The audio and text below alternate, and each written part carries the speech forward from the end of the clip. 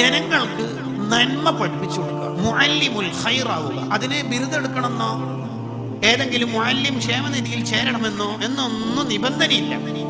നമ്മൾ പഠിച്ച ഇൽമ് വേറൊരാൾക്ക് പകർന്നു കൊടുക്കാം. അത് റൂമിൽ നിന്ന് ഭാര്യക്കാവാം, മക്കൾക്കാവാം, സ്റ്റാഫിനാവാം, വാട്സപ്പിൽ കൂട്ടുകാർക്കാവാം. പഠിച്ച നന്മ വേറൊരാൾക്ക് പകർന്നു കൊടുത്താൽ അവന്റെ ഖബർ പ്രകാശിക്കും, അവന്റെ നന്മക്ക് വലിയ ഭാരമുണ്ടാകും. അല്ലാഹു തൗഫീഖ് നൽകുമാറാവട്ടെ. അപ്പൊ നമ്മുടെ ഉസ്താദുമാരുടെ ഒരു ജീവിതത്തിന്റെ മനോഹാരിതകളൊന്ന് ആലോചിച്ച് നോക്കി.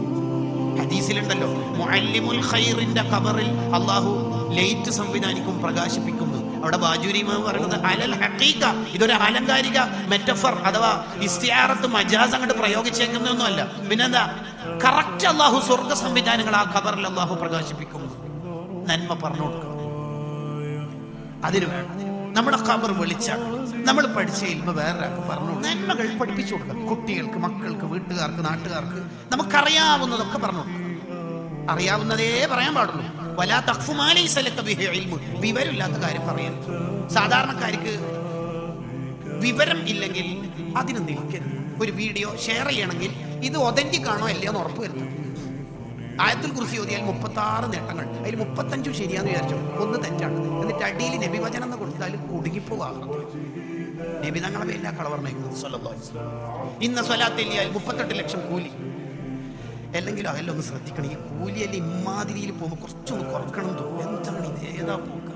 ഇന്ന് നോമ്പെടുത്ത ദാവൂദ് നബീന്റെ കൂലി. മനുഷ്യന്മാരെ നമ്മൾ കോടിക്കണക്കിന് കൊല്ലിയുടെ കുത്തി മറന്നാലും ഒരു നബീന്റെ കൂലി ഒന്ന് ഖിയാമത്ത് നാൾ വരെ കിട്ടാൻ പോകുന്നില്ല. അസിൽ മനസ്സിലാക്കാണ്ട് ഈ പണിക്ക് നിൽക്കരുത്.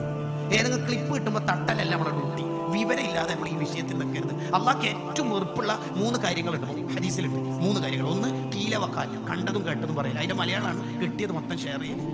ചില ആൾക്കാരൊക്കെ ഉണ്ട് വാട്സപ്പ് ഗ്രൂപ്പിലുണ്ട്, കുടുങ്ങി എല്ലാ ദിവസവും എന്തെങ്കിലും വരും. അതും 88 MB ഉണ്ടാവും. എന്നിട്ട് പറയും ഷെയർ ചെയ്യും, അത്ഭുതം കാണാം. അത്ഭുതം ഉണ്ടാവുമല്ലോ, 2 ഷെയർ ചെയ്താൽ അന്നത്തെ നെറ്റ് തീരുമല്ലോ. പിന്നെ അതിനെല്ലാം അത്ഭുതം. എന്തിനാ ഇതിനെല്ലാം നിൽക്കുന്നത് വെച്ചാൽ? എന്തിനാ? ഉപ്പാപ്പയായാലും ഉപ്പാപ്പൻ്റെ പണിയെടുത്തേക്കുന്നല്ലാതെ. എന്നിട്ട് ഇതാ ഈ മയക്കുമരുന്ന് ന്യൂ ജനറേഷൻ ഉപയോഗിക്കുന്നുണ്ട്, ചുണ്ടുപൊട്ടി, കരൾ ഉപയോഗിക്കുക, അങ്ങനെ ഉണ്ടായത്. അപ്പൊ അതിന്റെ താഴെ 4ാം ക്ലാസ് പഠിക്കുന്ന ഒരു ഫാത്തിമ ഹിബേഡും it is very very old, ഇത് 22 കൊല്ലം മുമ്പ് ഉണ്ടായതാണ്, ഉപ്പാപ്പ പുതിയതല്ല. തീർന്നില്ലേ? ഇനി എന്തെങ്കിലും ഗ്രൂപ്പിൽ ഇടപെടാൻ പറ്റും ഉപ്പാപ്പക്ക്? ഇതിനൊന്നും നിൽക്കരുത്. കിട്ടിയത് മൊത്തം ഷെയർ ചെയ്യാം. അത് ദീനായാലും നവവി ഇമാം റഹിമഹുള്ളയുടെ റൂസുൽ മസായിലുണ്ട്. ദീനീ കാര്യം പറയുമ്പോൾ കുറച്ചും കൂടി പേടി വേണം. അള്ളാഹുവിന്റെ ദീനല്ലേ പറയുന്നത്, പേടി വേണം. നമ്മൾ അള്ളാഹു അതിന് അധികാരപ്പെടുത്തിയിട്ടില്ല എന്ന് വിചാരിച്ചാൽ മതി. അറിയുന്ന മാത്രം പറയും. നീല വക്കാൽ, കണ്ടതും കേട്ടതും പറയരുത്.